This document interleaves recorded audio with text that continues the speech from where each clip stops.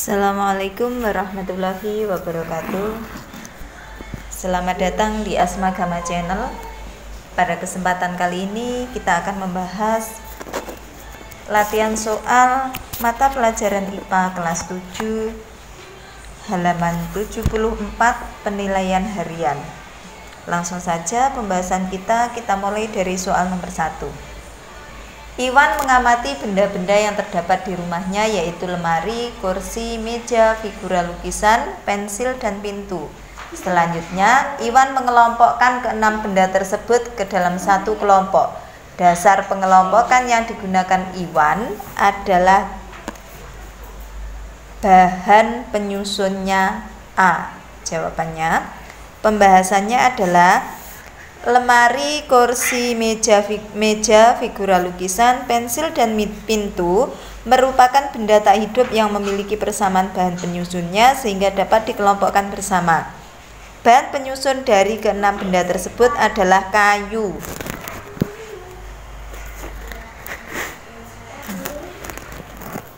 Sementara itu, benda-benda tersebut tidak memiliki persamaan berdasarkan kegunaan, ukuran, dan bentuk benda.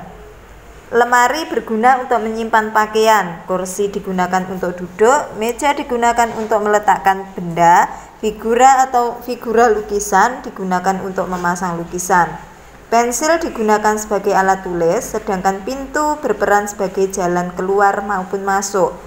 Apabila dilihat dari ukuran dan bentuknya, lemari, kursi, meja, figura lukisan, dan pintu mempunyai ukuran besar dan berbentuk persegi, sedangkan pensil berukuran kecil dan berbentuk silinder. 2. Tono mengamati beberapa benda di rumahnya. Data pengamatan yang diperoleh Tono sebagai berikut. Di sini dikelompokkan ada 1, 2, 3, 4. Di mana 1 ini nama benda dapur terdiri atas panci, piring, kompor. Yang kedua adalah nama benda di garasi terdiri dari mobil, motor, otopet listrik. Yang ketiga adalah benda di ruang tamu yaitu meja, kursi, jam dinding. Yang keempat adalah benda di kamar tidur yaitu tempat tidur, lemari, dan bantal. Nah, pertanyaannya adalah berdasarkan hasil pengamatan tersebut, benda-benda yang memiliki ciri kehidupan lebih dari satu terdapat pada kelompok 4. Penjelasannya adalah mobil, motor memiliki ciri kehidupan lebih dari satu, yaitu dapat bergerak, membutuhkan energi, serta mengeluarkan zat sisa. Sedangkan otopet listrik memiliki ciri yaitu dapat bergerak dan membutuhkan sumber energi. Benda yang diamati Tono ini tadi seluruhnya merupakan benda tak hidup. Benda tak hidup juga memiliki ciri kehidupan, namun benda tak hidup tidak dapat digolongkan sebagai makhluk hidup karena benda tersebut tidak memiliki seluruh ciri kehidupan yang lain seperti bernafas, memerlukan makanan, memiliki bahan genetik, bereproduksi, beradaptasi, iritabilitas, tumbuh dan berkembang. 3. Kipas angin yang sedang berputar dan burung yang sedang terbang memiliki persamaan ciri kehidupan, yaitu bergerak dan membutuhkan sumber energi. Penjelasannya adalah kipas angin termasuk benda tak hidup, sedangkan burung termasuk makhluk hidup. Namun keduanya memiliki persamaan ciri kehidupan, yaitu dapat bergerak dan membutuhkan sumber energi. Kipas angin berputar menunjukkan adanya gerakan pada baling-baling kipas dan membutuhkan energi listrik untuk menggerakkannya. Sementara burung yang sedang terbang menunjukkan adanya gerakan dari sayap dan membutuhkan energi otot untuk menggerakkannya. Adapun ciri mengeluarkan zat sisa, berkemudian beradaptasi, peka terhadap rangsang, ini tidak ditunjukkan pada peristiwa ini. 4. Saat bepergian menggunakan kapal pesiar, Andi melihat sekumpulan lumba-lumba yang berenang dekat permukaan air. Bahkan sesekali lumba-lumba tersebut melompat ke permukaan. Aktivitas yang dilakukan oleh lumba-lumba menunjukkan ciri makhluk hidup, yaitu bernafas, bergerak, dan beradaptasi. Penjelasannya adalah lumba-lumba yang melompat ke permukaan air menunjukkan ciri makhluk hidup, yaitu bernafas, bergerak, dan beradaptasi. Lumba-lumba akan bergerak menuju permukaan laut untuk mengambil oksigen dari udara. Oksigen dibutuhkan lumba-lumba untuk bernafas.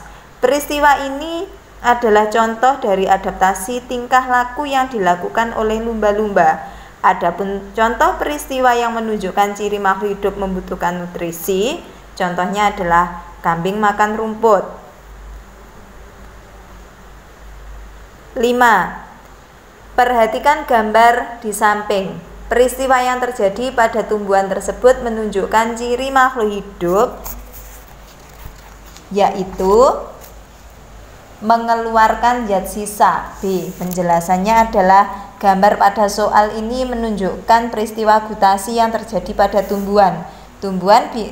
Peristiwa gutasi pada tumbuhan ini biasanya terjadi pada pagi hari. Gutasi adalah peristiwa merembesnya tetes-tetes air dari daun tumbuhan akibat faktor tekanan akar.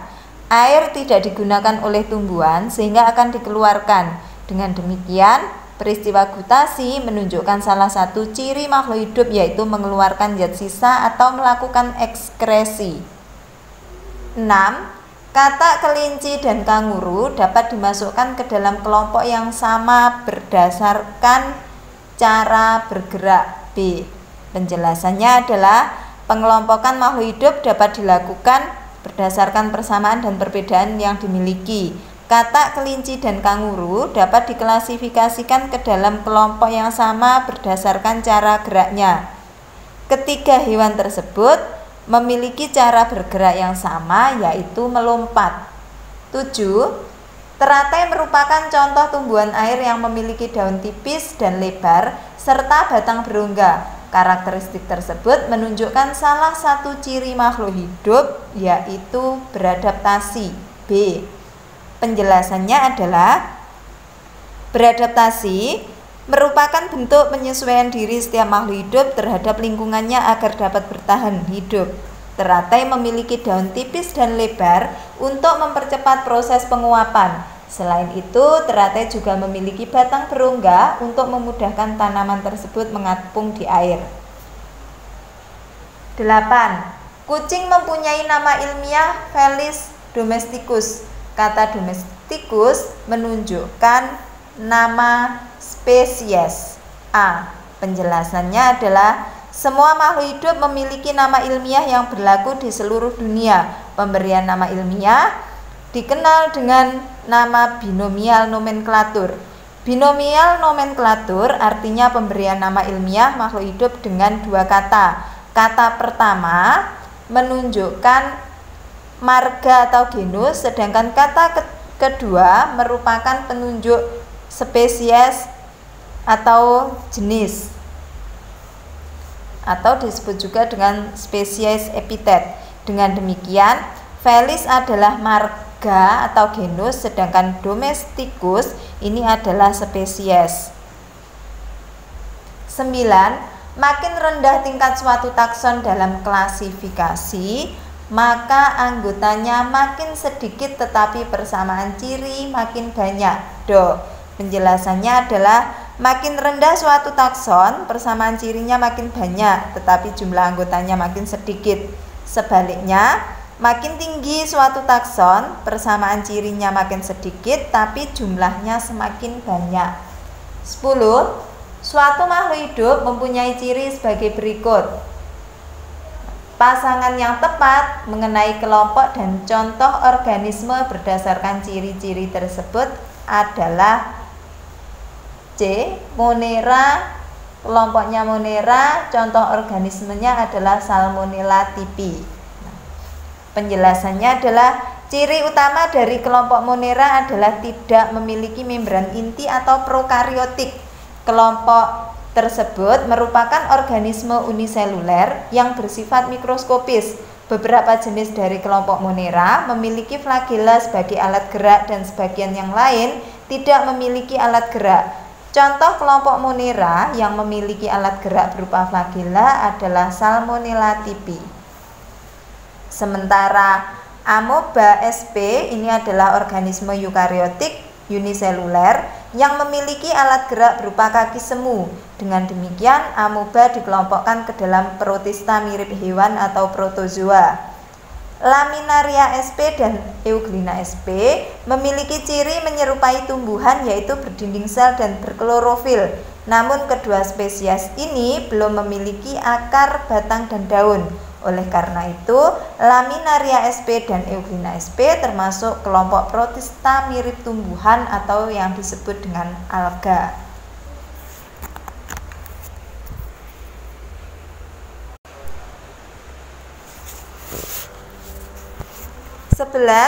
Meskipun alga memiliki dinding sel dan klorofil, organisme tersebut tidak dapat dikelompokkan bersama tumbuhan karena beberapa jenis alga ada yang bersel satu dan memiliki flagella.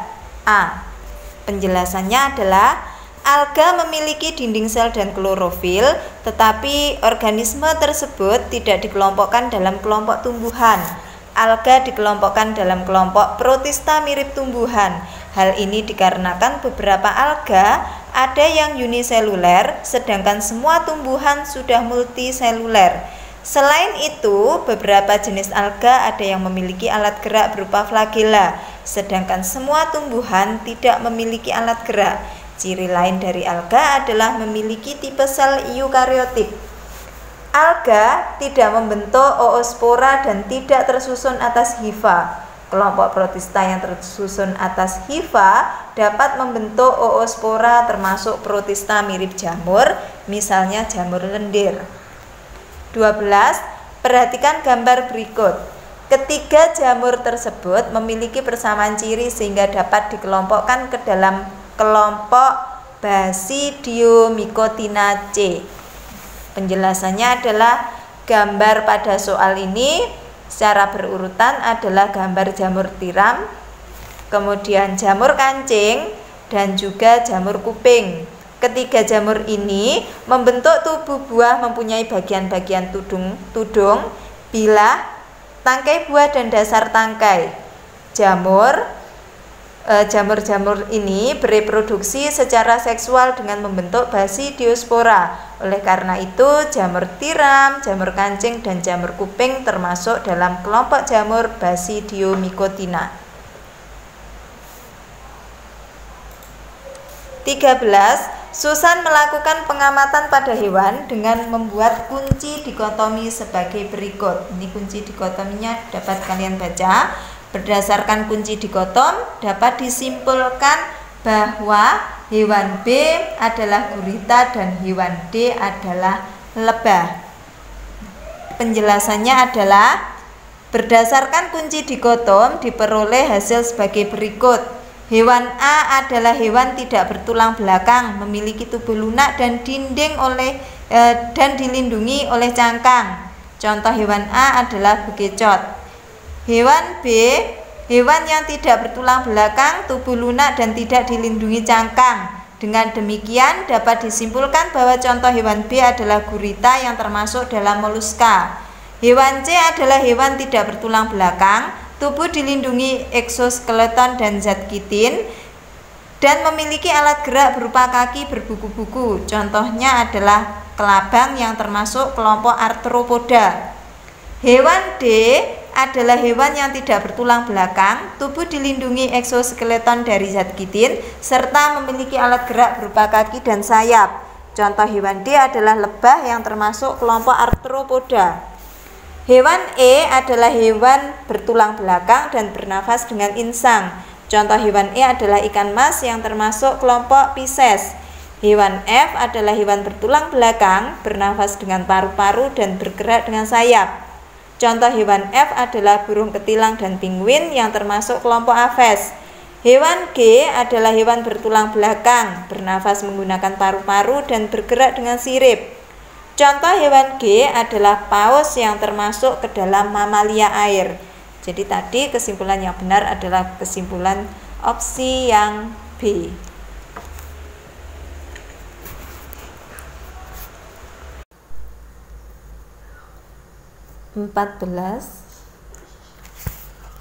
Cermati hewan-hewan berikut. 1 udang, 2 cumi-cumi, 3 laba-laba. Ciri utama yang dimiliki ketiga hewan tersebut adalah tidak memiliki tulang belakang. B. Penjelasannya adalah udang, cumi-cumi, dan laba-laba memiliki ciri yang sama, yaitu tidak memiliki tulang belakang atau termasuk avertebrata. Sedangkan memiliki tubuh yang lunak, ini merupakan ciri dari cumi-cumi. Kemudian memiliki rangka luar dari zat kitin, ini adalah ciri dari udang dan laba-laba. Dan memiliki alat gerak berupa kaki, ini merupakan ciri dari laba-laba dan udang.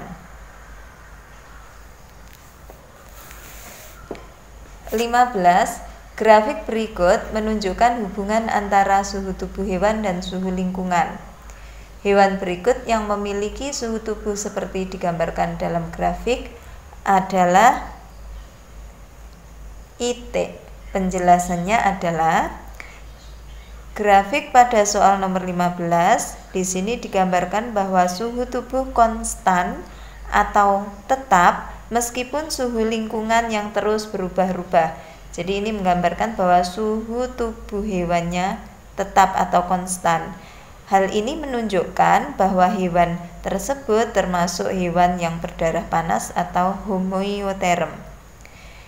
Hewan vertebrata yang berdarah panas adalah kelas mamalia dan kelas Aves, contohnya adalah itik. Hewan yang tergolong dalam Pisces di sini adalah dalam hal ini di pilihan opsi ini adalah ikan hiu dan kuda laut serta reptil. Reptil ini contohnya adalah penyu. Ini merupakan kelompok hewan berdarah dingin atau poikiloterm. Pada hewan berdarah dingin, suhu tubuhnya berubah-ubah sesuai dengan suhu lingkungannya. 16. Perhatikan kunci dikotom berikut. Ida sedang melakukan identifikasi tanaman eceng gondok. Urutan kunci dikotom yang tepat berdasarkan ciri-ciri yang dimiliki oleh eceng gondok adalah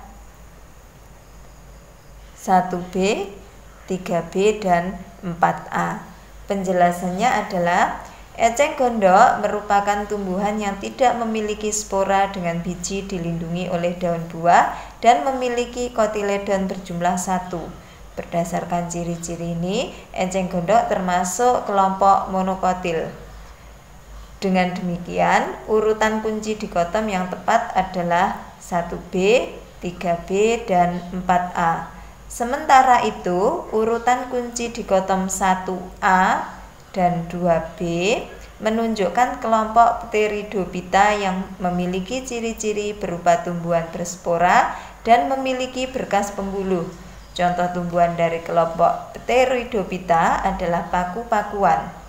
Urutan kunci dikotom 1B, 3A menunjukkan kelompok Gymnospermae yang memiliki ciri-ciri berupa tumbuhan tidak berspora dan biji tidak dilindungi oleh daun buah. Contohnya adalah melinjo. Urutan kunci dikotom 1B, 3B, dan 4B menunjukkan kelompok dikotil yang memiliki ciri tidak berspora, biji dilindungi daun buah, dan kotiledon berjumlah 2, misalnya pohon Kamboja. 17. Perhatikan tumbuhan berikut. 1 kelapa, 2 nanas, 3 pisang, 4 jahe, dan 5 rumput teki. Kelima tumbuhan tersebut dikelompokkan dalam kelompok yang sama karena berkas pembuluh pada batang tersebar. Penjelasannya adalah Kelima tumbuhan ini merupakan kelompok tanaman monokotil karena cirinya antara lain memiliki akar tipe serabut. Kemudian yang kedua, akar dan batangnya tidak berkambium. 3, tulang daunnya berbentuk sejajar atau melengkung. 4, berkas pembuluh pada batang tersebar. 5, biji hanya memiliki satu keping lembaga. Dan 6 adalah pembuahan terjadi secara ganda. 18. Perhatikan gambar berikut. Berdasarkan persamaan cirinya, ketiga jenis tumbuhan tersebut dapat dikelompokkan ke dalam kelompok Bryophyta. Penjelasannya adalah gambar pada soal secara berurutan menunjukkan lumut hati, lumut daun, dan lumut tanduk. Ketiga tumbuhan ini dikelompokkan dalam kelompok Bryophyta. Bryophyta tidak memiliki berkas pembuluh angkut, tidak memiliki akar, batang, dan daun sesungguhnya. Umumnya hidup di tempat lembab, reproduksi vegetatifnya menggunakan spora serta mengalami metagenesis. Sementara itu, kelompok Pteridophyta contohnya adalah tumbuhan paku-pakuan. Kelompok ini memiliki berkas pembuluh angkut, memiliki akar, batang, dan daun sesungguhnya serta berkembang biak secara vegetatif menggunakan spora. Untuk Angiospermae dan Gymnospermae ini termasuk kelompok Spermatophyta atau tumbuhan berbiji. Contohnya adalah cabai dan melinju. 19. Dini melakukan pengamatan pada tanaman anggrek dan tanaman tomat. Dari pengamatan, Dini menyimpulkan bahwa kedua tanaman tersebut dapat dikelompokkan dalam kelompok yang sama. Dasar pengelompokan tersebut adalah alat perkembangbiakan. Penjelasannya adalah tanaman anggrek termasuk kelompok monokotil, sedangkan tanaman tomat termasuk tanaman dikotil. Kedua tanaman ini memiliki alat perkembangbiakan yang sama, yaitu dengan menghasilkan biji. Oleh karena itu, keduanya dikelompokkan berdasarkan alat perkembangbiakannya. Sementara itu, tipe perakaran pada tanaman anggrek adalah serabut, sedangkan pada tanaman tomat adalah tunggang. Anggrek memiliki tulang daun yang berbentuk sejajar, sedangkan tanaman tomat memiliki pertulangan daun menyirip. Tanaman anggrek tidak memiliki cabang, sedangkan tanaman tomat memiliki cabang. 20. Pasangan berikut yang tepat antara nama tumbuhan dan pengelompokannya adalah yang B. Pinus, pakis haji, dan pohon damar masuk ke dalam kelompok Gymnospermae. Untuk yang A, ini ada suplir, lumut tanduk, dan semanggi. Nah ini, untuk lumut tanduk masuk ke dalam Bryophyta, sedangkan suplir dan semanggi ini masuk ke dalam kelompok Pteridophyta. Kemudian rumput teki, tebu, dan bawang merah ini masuk ke dalam monokotil, sedangkan pohon kapas, dahlia, dan cabai masuk ke dalam kelompok dikotil. Kita lanjut ke bagian B. Didi dan Rita melakukan praktikum menggunakan cermin. Selanjutnya mereka mengembuskan napas di depan cermin. Ternyata permukaan cermin menjadi buram. Peristiwa tersebut menunjukkan ciri makhluk hidup, yaitu mengeluarkan zat sisa. 2. Perhatikan pernyataan berikut. 1. Bunglon mengubah warna kulit sesuai lingkungannya. 2. Seseorang akan mengeluarkan keringat ketika cuaca panas. 3. Tanaman jagung akan menggulungkan daunnya pada musim kemarau. 4. Kupu-kupu mengalami metamorfosis dari telur, lava, pupa hingga menjadi kupu-kupu dewasa. Peristiwa yang menunjukkan ciri makhluk hidup menyesuaikan diri dengan lingkungan terdapat pada angka 1 dan 3. 3. Perhatikan gambar di samping. Peristiwa yang terjadi pada gambar tersebut menunjukkan ciri makhluk hidup, yaitu berkembang biak. 4. Oscillatoria sp merupakan salah satu contoh ganggang hijau biru. Namun organisme tersebut tidak dikelompokkan dalam protista mirip tumbuhan atau alga karena Oscillatoria sp merupakan organisme prokariotik atau tidak memiliki membran inti. 5. Sekelompok peserta didik melakukan pengamatan pada air sawah. Sampel air sawah tersebut diamati di bawah mikroskop dan ditemukan mikroorganisme seperti pada gambar. Mikroorganisme tersebut adalah amoeba sp yang termasuk ke dalam kelompok protista mirip hewan atau protozoa. 6. Saat sedang bermain di pantai, Tika menemukan seekor hewan laut yang sudah mati di pinggir pantai. Selanjutnya, Tika mengidentifikasi ciri hewan tersebut. Ciri yang ditemukan oleh Tika yaitu struktur tubuh hewan tersusun oleh lempeng-lempeng zat kapur yang keras dan memiliki duri di permukaan tubuhnya. Dari ciri tersebut, hewan yang ditemukan Tika termasuk kelompok Echinodermata. 7. Mila menemukan beberapa hewan di sekitar rumahnya seperti gambar berikut. Selanjutnya, Mila ingin mengelompokkan hewan tersebut menggunakan kunci dikotom. Berdasarkan ciri yang dimiliki, hewan A mempunyai urutan kunci dikotom 1B, 4A, 5B. Dan termasuk kelompok Arthropoda. Sementara itu, hewan B mempunyai urutan kunci dikotom 1A, 2B, 3B dan termasuk kelompok Reptilia. 8. Susi menanam beberapa tanaman hias di depan rumahnya. Beberapa tanaman yang dimiliki Susi dapat dilihat pada gambar. Ketiga tanaman tersebut dapat dikelompokkan ke dalam kelas yang sama, yaitu monokotil. Kita lanjut ke soal nomor 9. Saat sedang mendaki gunung, Tony menemukan tumbuhan yang memiliki akar, batang, dan daun sejati. Tinggi tumbuhan tersebut sekitar 2 meter. Batang tumbuh tegak dan tidak bercabang. Selain itu, tumbuhan tersebut memiliki bentuk tulang daun bercabang dan terdapat spora di bagian bawah daun. Ketika masih muda, daun akan menggulung. Berdasarkan ciri tersebut, tumbuhan yang ditemukan oleh Tony termasuk kelompok Pteridophyta. 10. Marsilea crenata merupakan contoh dari kelompok Pteridophyta, sedangkan Marsanthia polymorpha termasuk kelompok Bryophyta.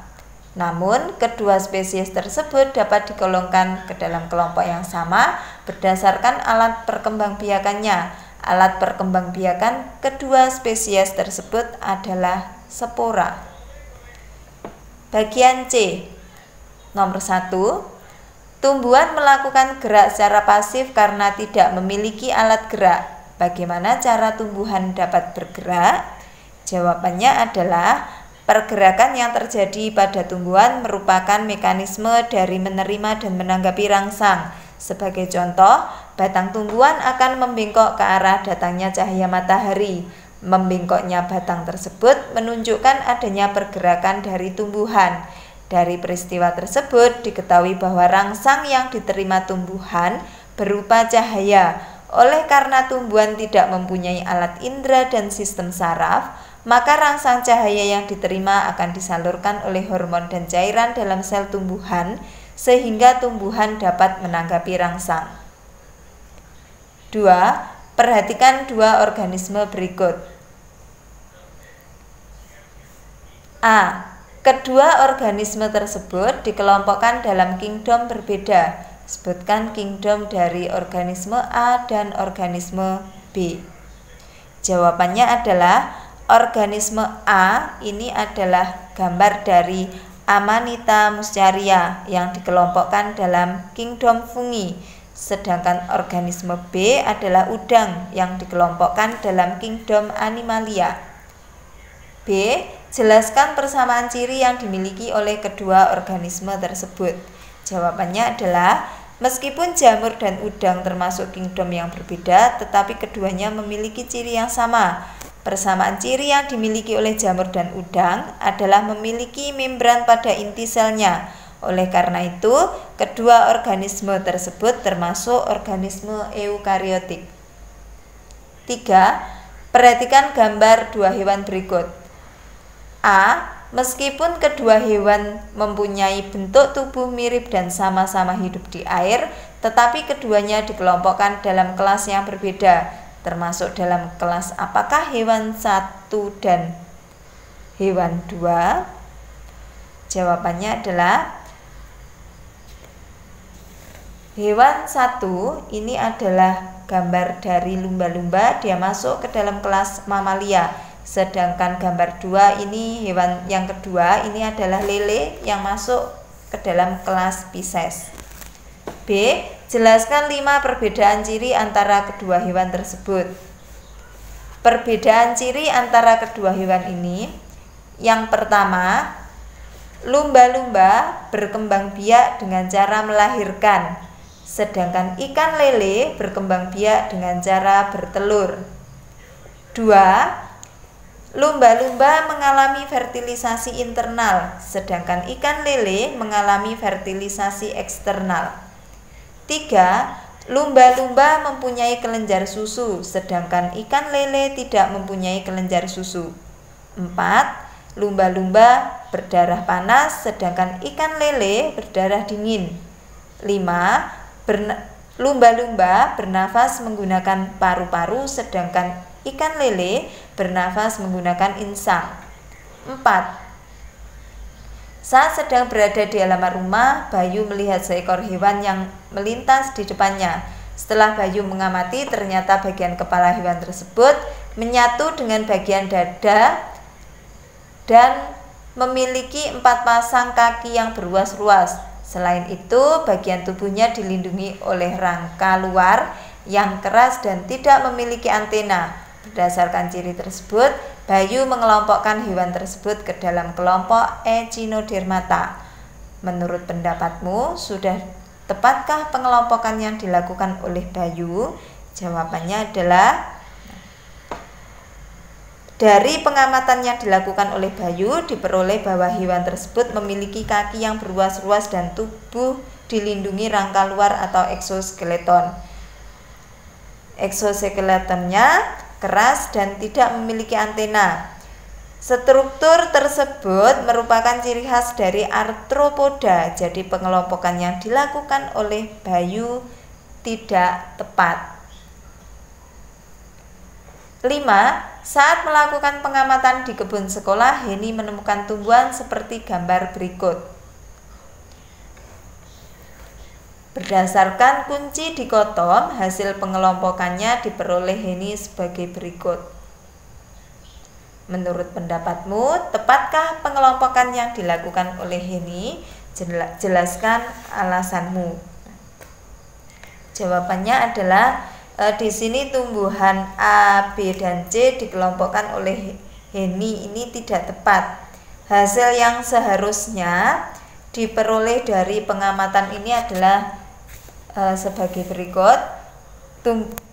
Tumbuhan A merupakan tumbuhan berspora yang belum memiliki akar, daun, dan batang sejati. Dengan demikian, urutan kunci dikotom yang tepat 1A, 2A, sehingga tumbuhan A merupakan lumut daun dan termasuk ke dalam kelompoknya Bryophyta. Tumbuhan B merupakan tumbuhan berspora yang sudah memiliki akar, daun, dan batang sejati.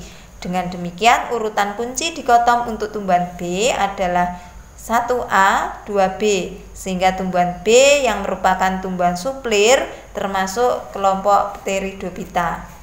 Tumbuhan C tidak memiliki spora, kemudian sudah memiliki bunga sejati dan berakar serabut.